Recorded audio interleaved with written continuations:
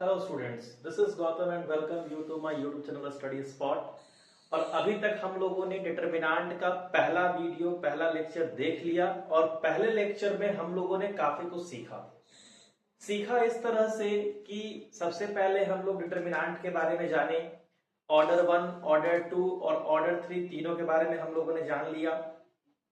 वहां तक क्लियर होने के बाद माइनर्स, कोफैक्टर्स सभी के बारे में हम लोगों ने पढ़ लिया। आज डिटरमिनेंट का अंतिम लेक्चर है और इस अंतिम लेक्चर में प्रॉपर्टीज ऑफ डिटरमिनेंट हम लोग पढ़ेंगे। और छोटा सा एक और चीज है बाबू, एरिया ऑफ ट्रायंगल।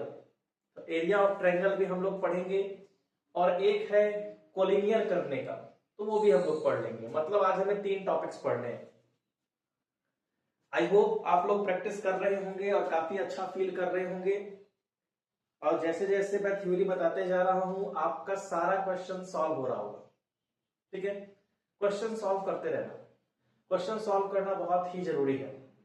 अगर आप क्वेश्चन सॉल्व नहीं करते हैं तो दिक्कत ये हो जाती है कि आप थ्योरी तो लिख रहे हैं लेकिन प्रैक्टिस आपका नहीं हो रहा है। प्रैक्टिस करने के लिए आपको क्वेश्चन बनाना होगा। इन केस अगर आपको नहीं आता है या कोई दिक्कत होती है तो आप मुझे मैसेज कर सकते हैं। ठीक है, मैसेज करने के लिए आपको इंस्टाग्राम पे आप मैसेज करिए। इंस्टा आईडी पे मैंने दे रखा है, स्टडी स्पॉट 6 है। आप डायरेक्ट इस पे मैसेज कर सकते हैं कि आपको कौन सा सवाल पूछना है। फालतू कुछ नहीं पूछना, सिर्फ और सिर्फ सवाल पूछना। ठीक है, जो भी पढ़ाई रिलेटेड दिक्कत होगी आप इस आईडी पे मैसेज कर सकते हो और डायरेक्टली आपको सोल्यूशन मिल जाएगा। ठीक है, कि क्या करना है।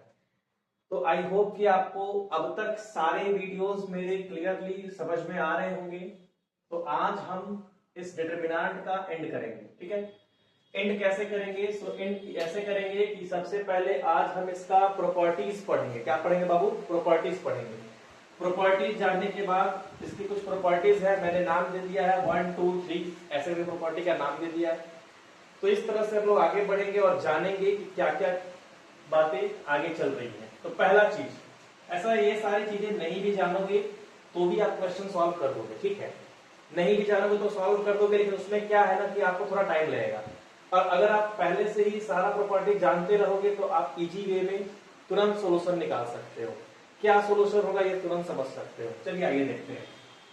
तो आज का topic properties of determinant. Value of a determinant is not changed when its rows and columns are interchanged।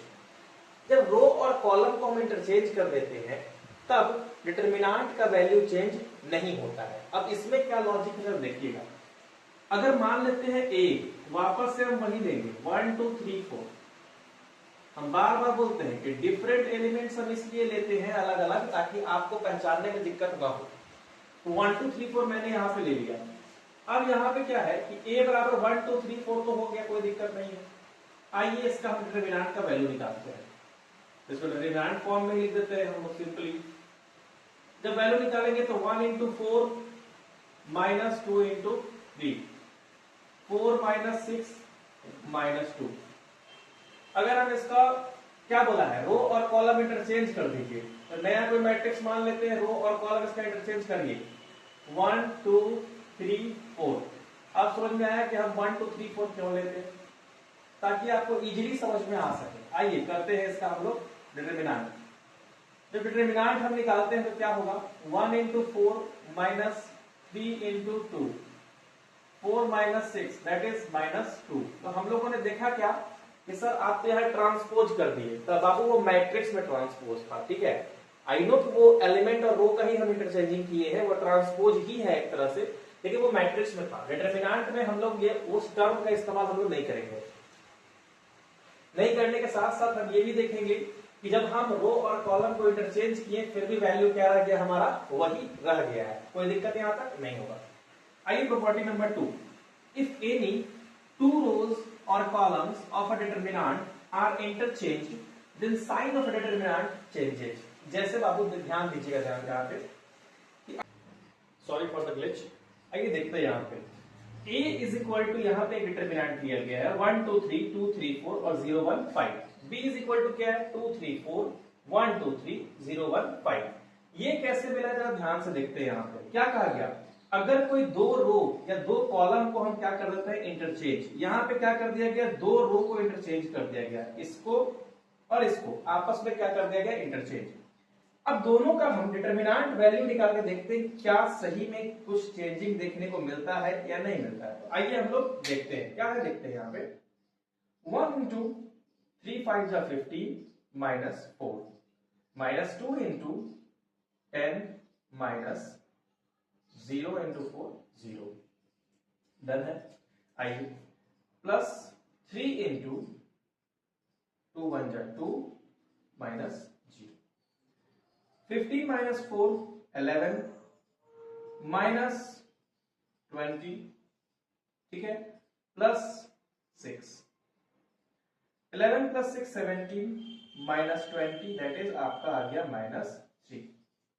अब हम इसका b का जब डिटरमिनेंट फॉर्म हम निकालते हैं तो आइए यहां पे क्या होता है देखेंगे ध्यान से। 2 इंटू 2 5 जा 10 माइनस 3 माइनस 3 इंटू, अब माइनस कैसे बताया था आपको, ये plus minus plus plus minus plus 3 minus 3 into 1 into 5 5 minus 0 plus 4 into 1 1 जा 1 इंटू 0। आइए 10 माइनस 3 7 7 टू जा 40 माइनस 3 5 जा 50 प्लस 4 18 माइनस 15 दैट इज आपका आ गया 3। तो यहां ध्यान दीजिएगा कि जब सर हम क्या कर रहे हैं कि अगर कोई दो रो या दो कॉलम को अगर हम इंटरचेंज कर रहे हैं तो साइन क्या हो जा रहा है, चेंज हो रहा है। तो इस बात का ध्यान रखना है कि अगर दो कॉलम को आपस में इंटरचेंज करते हैं तो साइन हमारा क्या हो जाएगा, यहाँ पे चेंज हो जाएगा। तो आई होप कि आपको ये समझ में आ गया होगा दोनों प्रॉपर्टी। ऐसे से करके हम तुरंत आपको अगले कुछ और प्रॉपर्टीज हम बताते हैं, आप इसका स्क्रीनशॉट अच्छे से लीजिए।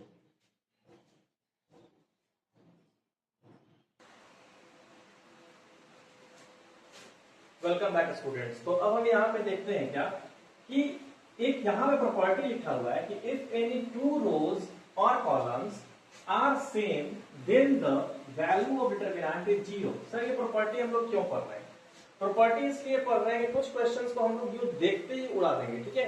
तो जब देखते ही क्वेश्चंस को खत्म कर देना है तो हमें प्रॉपर्टीज थोड़े बहुत मेन प्रॉपर्टीज याद रहने चाहिए। तो यहाँ पे क्या कह रहा है देखिएगा, अगर कोई दो रो या उसका कोई दो कॉलम सेम होता है तो उस डिटरमिनेंट का वैल्यू भी क्या होता है, 0 होता है। आइए अगर कोई a बराबर कोई डिटरमिनेंट है 1 2 4 2 3 1 1 2 4, मैंने जानबूझ के सेम किया क्योंकि वो ऐसा डिमांड कर रहा है बाबू। देखिए कोई दो रो सेम होना चाहिए, फिर तो कोई दो कॉलम, मैंने क्या किया है R1 और R3 दोनों क्या कर दिया, यहाँ पे सेम कर दिया। तो आइए इसके लिए डिटरमिनेंट वैल्यू निकाल देखते हैं क्या होता है। 1 इंटू 3 4 जा 12 माइनस 2 माइनस 2 इंटू 2 4 जा 8 माइनस 1 प्लस 4 इंटू 2 2 जा 4 माइनस 3 12 माइनस 2 10 माइनस 2 इंटू 8 है ना, सॉरी 8 माइनस 1 7 हो गया, minus 2 into 7 minus 14 plus 4 10 plus 4 यानी 14 माइनस 14 इज इक्वल टू आपका आ गया 0। तो यही तो मैं कह रहा था, क्या कह रहा था कि अगर कोई दो रो या कोई दो कॉलम सेम होगा तब उसके डिटरमिनेंट का वैल्यू क्या हो जाएगा, हमारा 0 हो जाएगा। आइए बाबू आगे बढ़ते हैं।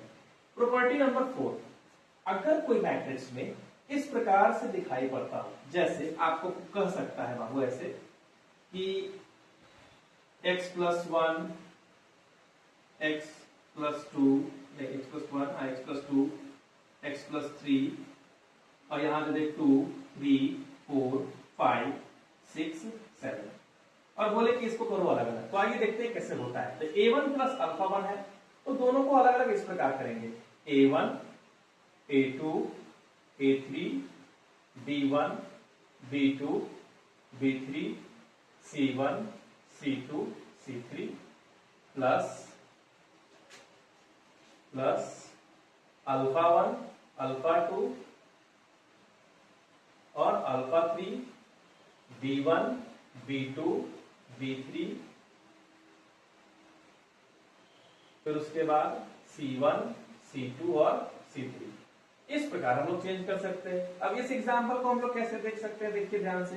तो हो गया सर x2 3 x4 5 x6 7 और प्लस अगर हम लोग करते हैं तो क्या होगा 1 2 3 है 1 2 3 2 3 4 5 6 7। देखिए कितना इजी हो गया। इस प्रकार से भी हम इसको कर सकते हैं। ठीक है, तो आपको ये दो प्रॉपर्टी को समझ में आ गया होगा। आप इसका स्क्रीनशॉट लीजिए। स्क्रीनशॉट लेने के बाद अब यहाँ पे एक चीज मैं और बताना चाहता हूँ आप लोगों को कि कभी कभी क्या होता है, जैसे अगर उसको अलग से प्रॉपर्टी नंबर अगर हम 5 बनाकर भी लिख दे, हालांकि कोई जरूरत नहीं है लेकिन चलो कोई बात नहीं, कि अगर कोई स्केलर किसी रो में मल्टीप्लाई होता है, जैसे R1 की जगह पे अगर K से कोई मल्टीप्लाई होता है R1 में, और कोई मैट्रिक्स मान लो ऐसा था, कोई भी नॉर्मल सा matrix A1 A2 A3 B1 B2 B3 C1 C2 और C3, अगर K R1 हो रहा है तो यहाँ पे क्या हो जाएगा बाबू, तो यहाँ पे हो जाएगा कि K into A1 K into B1 K into C1, और यहाँ पे हो जाएगा A2 A3 B2 B3, नीचे थोड़ा लिखने में मुझे नहीं बनता है, C2 और C3 को बोर्ड थोड़ा नीचे है, कोई बात नहीं। तो इस तरह से ये भी एक तरह से प्रॉपर्टी आप मान सकते हैं, लेकिन हालांकि आप ये जानते हैं पहले से कि अगर मल्टीप्लाई होगा किसी स्केलर से तो वो किसी एक ही रो में होगा, पूरे में नहीं होगा। तो आई होप कि आपको यहां तक पूरी बातें क्लियर हो गई होंगी। अब एक दो प्रॉपर्टी और बचा हुआ है जो मैं आपको तुरंत यही बता देना चाहता हूं, ज्यादा आपको वेट नहीं करवाता हूं, ठीक है। तो आई होप कि ये आपको पूरा समझ में आ गया होगा कि दो रो अगर दो कॉलम सेम हो तो क्या होगा, डिटरमिनेंट का वैल्यू 0 होगा। चलिए अब हम आगे बात कर लेते हैं कि सर ऐसा भी तो हो सकता है ना कि रो का पूरा एलिमेंट अगर 0 हो जाए, मतलब सर अगर किसी रो का पहला एलिमेंट अगर सारा का सारा रो 0 हो जाता, R1 पूरा 0, तो उसका वैल्यू क्या होगा सर, हम लोग तो 0 हो जाएगा। करके दिखाते हैं तुरंत पहले आपको, और मैं उम्मीद करता हूं कि आप लोग क्वेश्चन सॉल्व करते हुए चल रहे होंगे, ठीक है। जहां नहीं समझ में आता है मुझे तुरंत आप मैसेज करिए, ठीक है, और नहीं तो मुझे कमेंट कर दीजिए, मैं बता दूंगा कि कहां क्या दिक्कत है, लेकिन बिना सॉल्व किए हुए कुछ भी नहीं होगा। तो आइए अब हम देखते हैं आगे यहाँ पे कि कहा गया है कि the value of determinant is 0 if all the elements of a row, अगर किसी रो के सारे एलिमेंट्स 0 हो तो उसका डिटरमिनेंट क्या हो जाएगा 0। जैसे प्रॉपर्टी नंबर 6 क्या कहता है कि अगर रो के सारे एलिमेंट्स, ऑल एलिमेंट्स क्या हो जाए 0, तो वैल्यू ऑफ डिटरमिनेंट क्या रहेगा, वैल्यू ऑफ डिटरमिनेंट भी क्या हो जाएगा हमारा 0 ही हो जाएगा, इसमें कोई दिक्कत नहीं है। आइए देखते हैं, जैसे कोई ए मैट्रिक्स ए डिटरमिनेंट निकाले 0 0 0 1 2 3 4 5 6, कर दो बाबू, कितना भी कर लोगे तो 0 से सर मल्टीप्लाई करेंगे हम, 2 6 जा 12 माइनस 15, तो वो तो 0 ही आने वाला है सर। माइनस कर लो, 0 कर लेते हैं, 1 6 जा 6 माइनस 3 4 जा 12, फिर प्लस 0 कर लेते हैं सर 5 माइनस 8, कुछ भी कर लोगे आपका 0 ही आने वाला है, क्योंकि सारा तो 0 ही है। तो एक ये भी एक प्रॉपर्टी है कि जैसे ही तुम देखो कि सारा एलिमेंट मेरा क्या है बाबू 0, ऊपर का रो वाला, तो पूरा क्या हो जाएगा 0।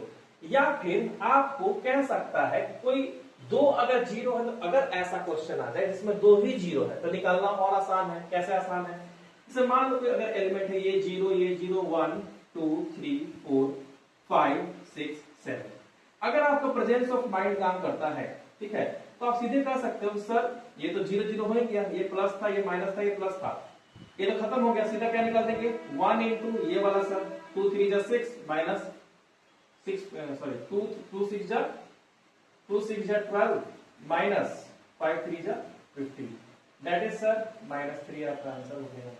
तो ये आपको प्रेजेंस ऑफ माइंड होना चाहिए कि सर अगर 2 0 है तो हम किस प्रकार सॉल्व कर सकते हैं। चलिए यहां तो क्लियर हो गया कि सर ये मुझे समझ में अच्छे से आ गया। अब मान लेते हैं कि अगर कोई रो या कॉलम किसी भी डिटरमिनेंट का आपस में अगर वो होता है प्रोपोर्शनल, तब भी उसका वैल्यू क्या हो जाएगा, 0। आइए दिखा देते हैं कैसे, सुनिएगा ध्यान से।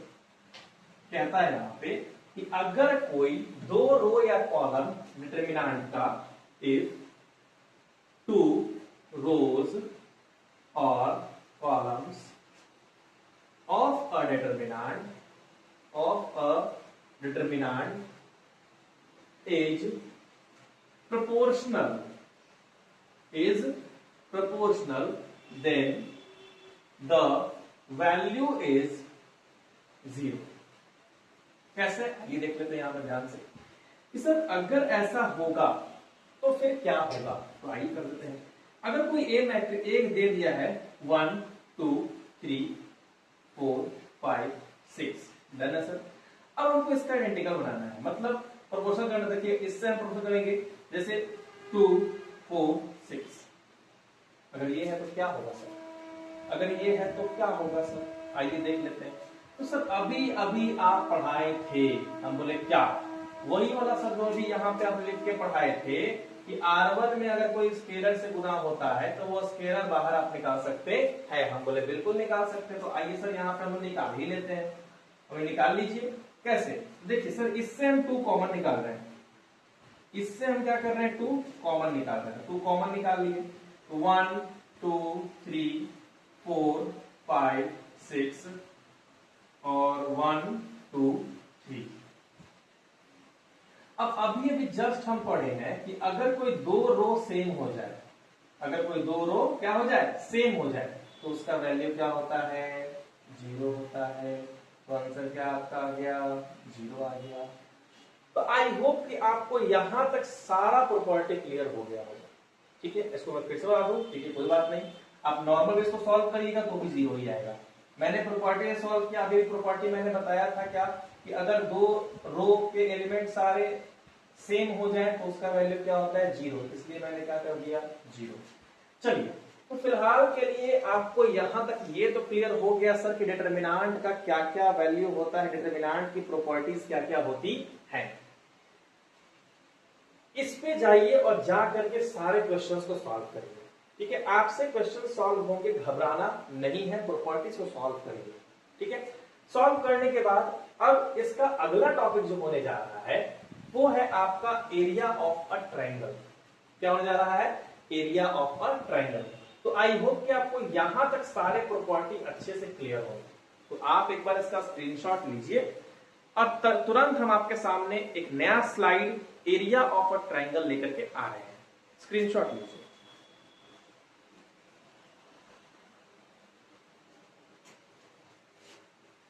Welcome back students. तो अब हम यहाँ पे एक नया टॉपिक लेकर के आए हैं, एरिया ऑफ अ ट्रायंगल।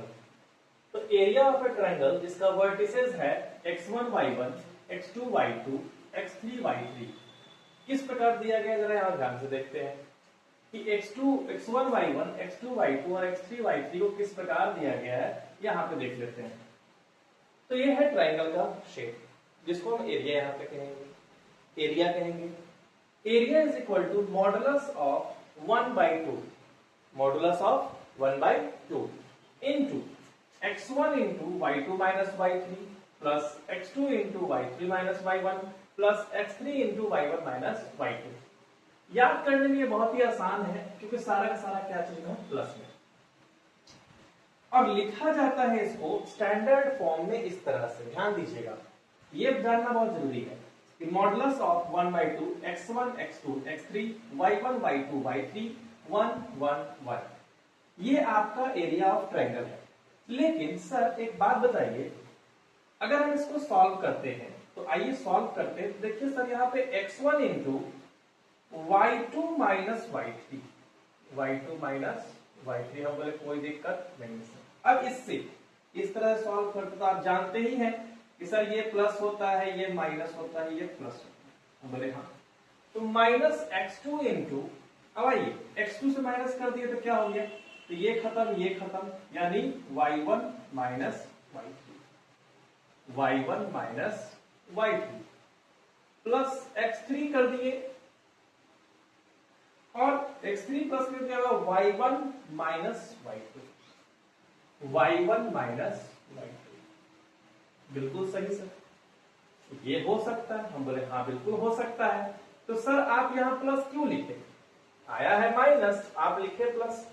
हम बोले बाबू उसको याद करने के लिए आपको इजी कर दिया गया है, आपको जैसे इच्छा वैसे आप कर सकते हैं। मतलब कुछ नहीं किया गया। आप गौर से देखिए यहाँ पे सर, ये x1 y2 माइनस y3 तो कर ही दिया गया, माइनस x2 जब कर दिया गया प्लस x2, और ये y3 को y3 माइनस y1 कर दिया गया, बाकी तो वही लिख दिया गया। आप गौर से देख लीजिए, मैंने सिर्फ इसको इधर उधर इंटरचेंज कर दिया है माइनस कॉमन लेके, ताकि याद करने में सहूलियत हो जाए और बोलने में भी अच्छा लगे कि चलो y2 से माइनस y3 हो गया, y3 खत्म हुआ तो फिर y3 शुरू हो गया, फिर y1 खत्म हुआ तो y1 शुरू हो गया। बस इस चीज को लोग मिलाने के लिए क्या कर देते हैं ना, याद करने में आपको क्या हो जाए, आसानी हो जाए। ठीक है, तो इस तरह से आप इसको याद कर सकते हैं। अगर क्वेश्चंस आ जाए तो आप इसको बिल्कुल रख के सॉल्व कर सकते हैं, कोई दिक्कत आपको नहीं होगा। ठीक है, अभी हम क्वेश्चन सॉल्व करके आपको दिखा दीजिए, कोई दिक्कत नहीं है। कंडीशंस फॉर कोलिनियरिटी, मतलब अगर कोलिनियरिटी है, अगर कोलिनियर दिखाना है हमको, तो एरिया ऑफ ट्रायंगल क्या होना चाहिए? एरिया ऑफ ट्रायंगल 0 होना चाहिए। एरिया ऑफ ट्रायंगल क्या होना चाहिए? 0 होना चाहिए। ठीक है, अब इस एरिया ऑफ ट्रायंगल 0 होना चाहिए, तो जाहिर सी बात है कि आप कोई भी एग्जांपल लेके देख लो, उसका ट्रायंगल निकाल के एरिया निकाल के देख लो, आपको 0 ही आने वाला है। तो अगर एरिया ऑफ ट्रायंगल 0 आ गया तो हम कह सकते हैं कि x1 y1 x2 y2 x3 y3 are collinear. ये भी क्या हो जाएगा बाबू? कोलिनियर ही हो जाएगा। एक एग्जांपल ले लेते हैं। एग्जांपल कि सर एरिया ऑफ ट्रायंगल निकालना है सर, आपको एग्जांपल एक अच्छा से दीजिए।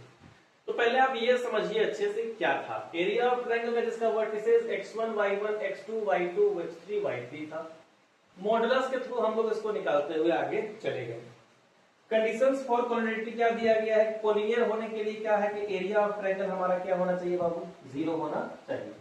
अगर 0 है तो x1 y1 x2 y2 x3 y3 क्या हो जाएगा? हमारा कोलिनियर हो जाएगा। अभी जस्ट हम आपको दो एग्जांपल देते हैं। एक एग्जांपल में आपको बताया जाएगा कि एरिया ऑफ ट्रायंगल क्या है, और एक कोलिनियर का मैं एग्जांपल दे देता हूं। तब तक के लिए आप इसका एक बार स्क्रीनशॉट लीजिए ताकि आपको अच्छे से समझ में आ जाए। Welcome back students. तो अब हम यहाँ पे देखेंगे कि एक क्वेश्चन मैंने लिया है कि find the area of a triangle whose vertices are a12 b33 और c है यहाँ पे आपका 4 2। देखना ये है कि इसका जब हम एरिया निकालते हैं तो क्या होता है। तो वही सेम चीज कि एरिया ऑफ ट्रायंगल आपको जिस तरह से सॉल्व करना है आप सॉल्व कर सकते हैं। हम बोले सर हमको सॉल्व करना है डिटरमिनेंट वैल्यू, तो ठीक है कर दीजिए। 1/2 मॉडुलस था तो मॉडुलस लगा देते हैं। हाँ ये मॉडुलस है ताकि वो प्लस का माइनस करने के काम में हमें देगा। 1/2 अब x1 x2 x3 ऐसे लिखा हुआ तो 1 3 4 2 3 2 1 1 1। आइए सॉल्व करते हैं। ये मॉडुलस का हो गया साइन यहाँ पे, तो 1/2 मॉडुलस में आइए 1 इंटू 3 1 जा 3 3 1 जा 3 माइनस 2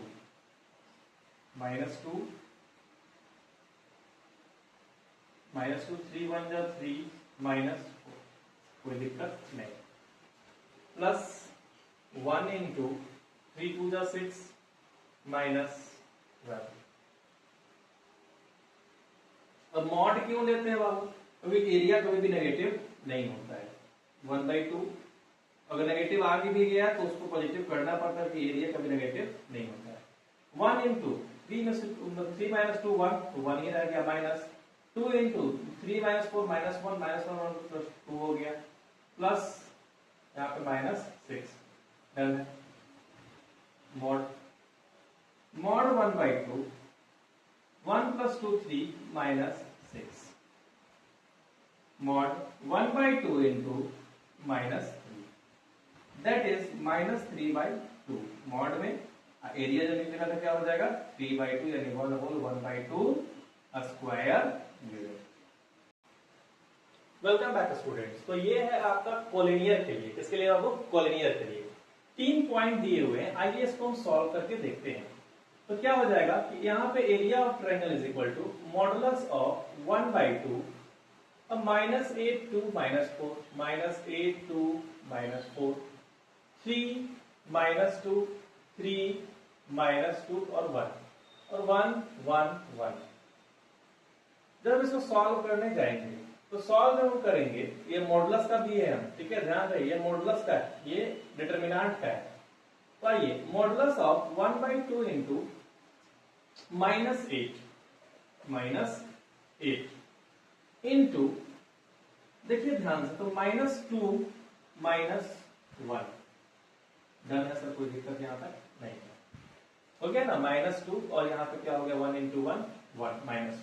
आइए -3, आइए तो माइनस में ही रहेगा, -3 इंटू 2 1 जा 2 माइनस और -4 इंटू 1 तो ये हो गया +4, कोई दिक्कत नहीं।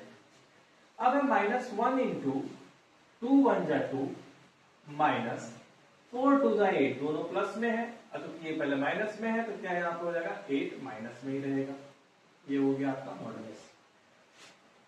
मॉडुलस 1/2 -8 इंटू -3 है, क्या है बाबू -3। कोई यहाँ पे इशू? नो सर, कोई दिक्कत यहाँ तक नहीं है। -3 इंटू 4 2 जा क्या हो गया यहाँ पे 6 -1 इंटू -6 मॉडुलस बराबर। आइए सॉल्व करके देखते हैं। 1/2 -24 -18 और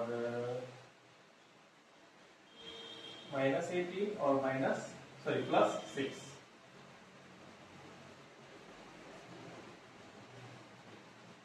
एट की जैसे ये तो प्लस हो जाएगा, ये क्या हो जाएगा बाबू? ये तो प्लस हो जाएगा, क्यों? 8 की जगह 24 ये तो प्लस में आ जाएगा, 6 की जगह 18 ये तो माइनस में रह गया। अब -1 इंटू -6, ये -1 क्यों हो गया? नो नो, ये तो +1 होगा, क्यों? यहाँ पे देखिए ये प्लस माइनस प्लस, ठीक है, तो ये तो +1 हो गया, डन है। +1 यहाँ पे आ गया, तो इसका मतलब यहाँ पे ये क्या हो जाएगा माइनस। अब इसको देखते हैं, तो मॉडुलस ऑफ 1/2 इंटू 24 -24 क्या आ गया बाबू? सर ये आ गया 0। जब 0 आ गया इसका मतलब एरिया ऑफ ट्रायंगल क्या आ गया 0। तो बाबू ये जो पॉइंट दिए गए थे तो लिखेंगे यहाँ पे कि हेंस पॉइंट्स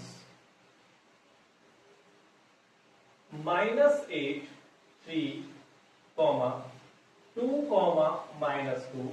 -4 1 आर कोलिनियर। ये क्या हो जाएगा बाबू? कोलिनियर हो जाएगा। कभी कभी क्या होगा कि एरिया ऑफ ट्रायंगल आपको दे देगा और कहेगा कि पॉइंट फाइंड आउट करिए। तो आई होप कि आपको यहां तक अभी तक सारा चीज क्लियर हो गया होगा। इस वीडियो में हम लोगों ने क्या क्या देखा।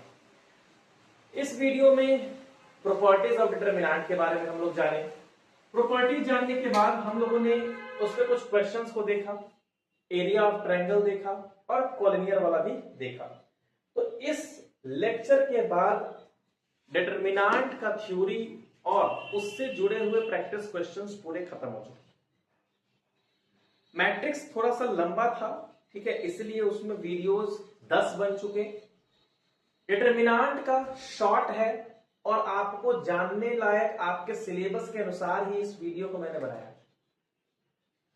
और बनाने के बाद आपको यहां तक क्लियर ये हो गया होगा कि ये कोलिनियर है। ये तो समझ में आ गया। तो हम लोग क्या क्या पढ़ लिए सर? अभी तक हम लोग पढ़ लिए कि डिटरमिनेंट किसे कहते हैं, डिटरमिनेंट किसे कहते हैं, हाउ टू फाइंड, डिटरमिनेंट कैसे हम लोग फाइंड करते हैं ये भी हम लोग देख लिए, ठीक है। उसके बाद सर हम लोगों ने माइनर्स भी देखा। उसके बाद हम लोगों ने सर कोफैक्टर्स भी देखा। उसके बाद सर हम लोगों ने प्रॉपर्टीज ऑफ डिटरमिनेंट देखा। उसके बाद हम लोगों ने सर एरिया ऑफ ट्रायंगल देखा, एरिया ऑफ ट्रायंगल। उसके बाद हम लोगों ने कॉलिनियर के बारे में पढ़ा। तो डिटरमिनेंट का इतना ही टॉपिक है और आई होप कि आपको समझ में आया होगा।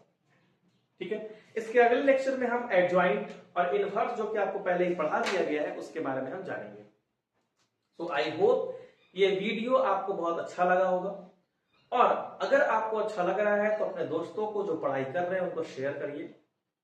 कहीं कोई दिक्कत होती है समझने में, मुझे मैसेज करिए, मैं तुरंत आपको रिप्लाई करूंगा, तुरंत आपको बताऊंगा, और नहीं तो विदिन 24 आवर्स आपको सोल्यूशन कर दिया जाएगा। ठीक है, तो यहां तक का सफर काफी अच्छा रहा। आई होप कि हम आगे और जाएं और सब कुछ बातें सीखें। So again the same thing, thank you very much for seeing my video, kindly like, share and subscribe my channel. Thank you.